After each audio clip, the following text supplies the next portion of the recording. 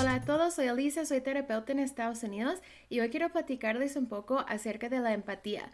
La empatía es una habilidad que podemos usar para demostrarle a alguien que estamos escuchando y estamos captando lo que están diciéndonos. Entonces, bueno, un ejemplo es, digamos que tu amigo pierde el trabajo que ha tenido por los últimos 10 años. Él va con su familia y les dice las malas noticias y su familia responde como, ay, pues échale ganas, por lo menos todavía tú tienes tu salud. O hay personas en peores situaciones que tú, entonces no veo por qué estás tan triste, vas a encontrar otro trabajo X. Entonces, yo quiero enseñarles un poco acerca de cómo responder ante estas situaciones, porque podemos estar tentados de responder de la misma situación o decir, pues es cierto, nadie se ha muerto, entonces, ¿cómo puedo responder? ¿Por qué tanta tristeza o qué hago? Entonces, primero es importante normalizar su dolor.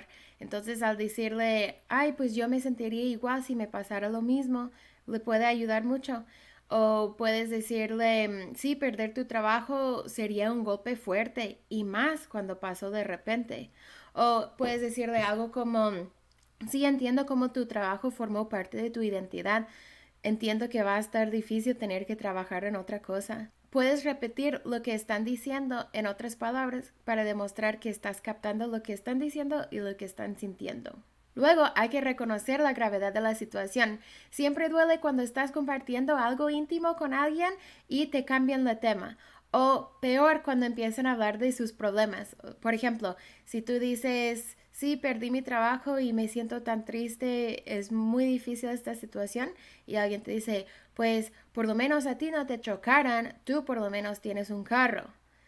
Estás apagando los sentimientos y estás apagando la conversación que esta persona comenzó contigo.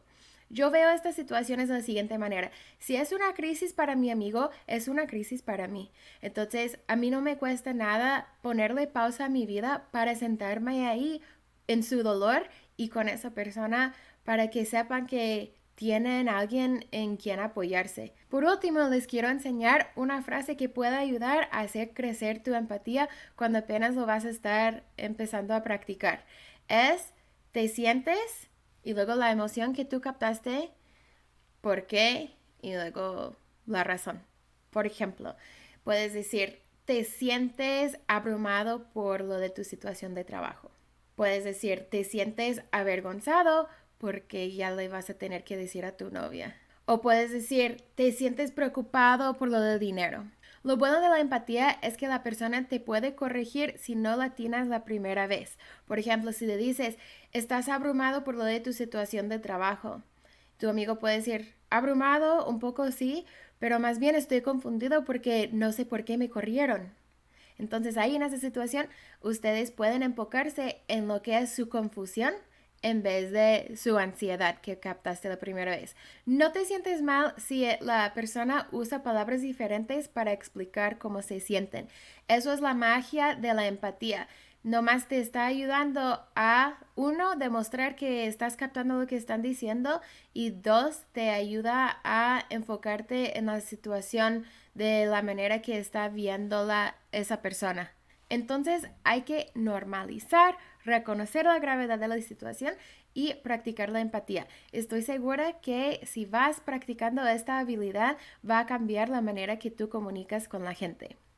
Listo, ya les platiqué un poco acerca de la empatía y cómo empezar a practicarla.